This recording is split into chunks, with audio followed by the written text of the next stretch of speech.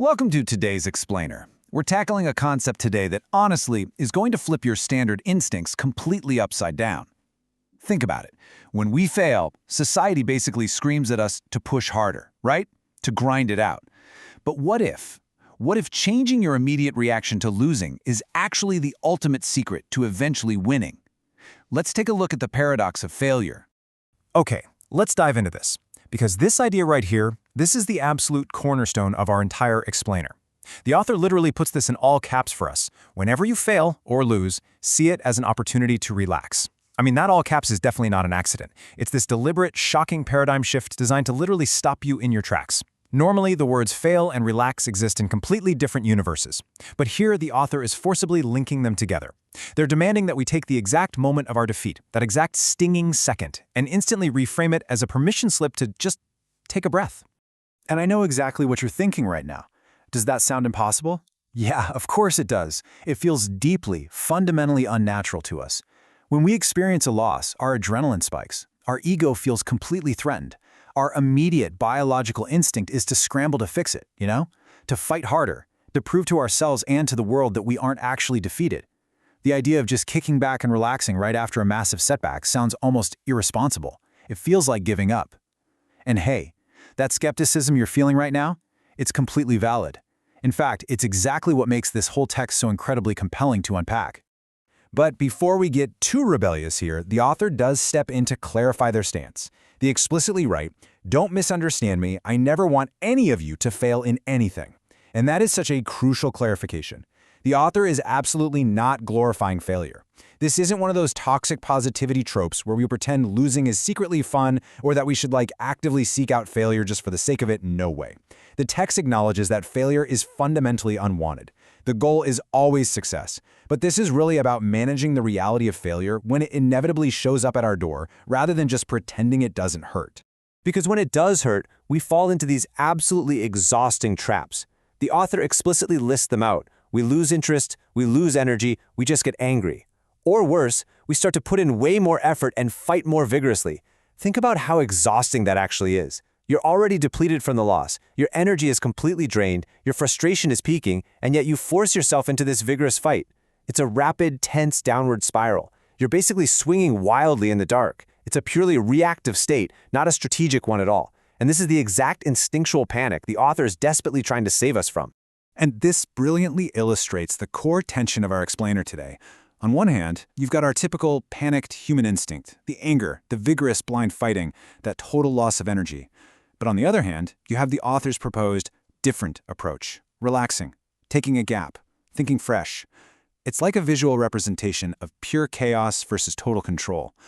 The author is literally asking us to purposefully step off that chaotic hamster wheel of a typical reaction and consciously step over into this brand new, structured methodology. Which brings us to the single most important mechanism in this entire text. I want you to just take a deep breath right now because we're talking about the gap. The author instructs us to give a gap. Now, this isn't just casually ignoring your problems. No, this is a defined period of deliberate relaxation and cognitive reset that happens immediately following a failure.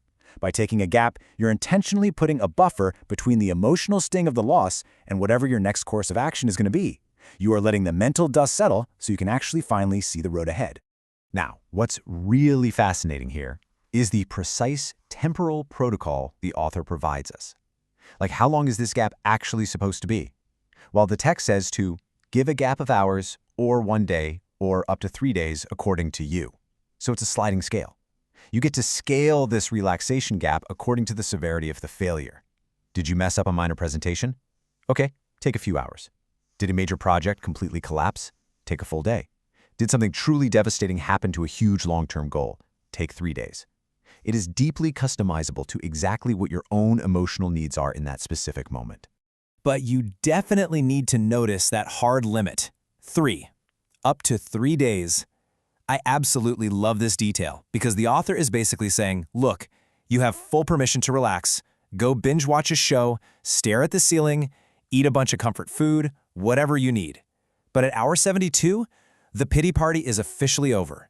3 days is the absolute maximum allowable time to sulk before you are required by this protocol to dust yourself off and move forward.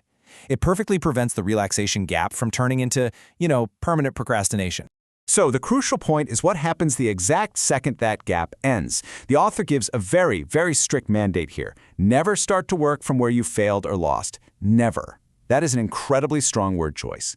Because if you just go right back to the exact same spot using the exact same methods, carrying the ghost of your recent failure on your shoulders, you are almost certainly doomed to repeat it. You're still completely tangled in the web of what went wrong. You have to break the continuity of the failure. Let's zoom out for a second and see how this all builds into a complete framework. The author outlines 3 chronological steps for moving forward. Step 1, give a gap. We've established that. It clears out all that emotional static. Step 2, think fresh. This is your cognitive reset. Now that you're calm, you can actually look at the problem without all that anger or exhaustion clouding your vision. And finally, step 3, start new. This is the psychological necessity of the whole process. By starting new, you aren't just taping together a broken thing, you're building a completely new thing, armed with the wisdom of that past failure. Now, the author is clearly a realist, right? Because they immediately follow up with a highly practical caveat.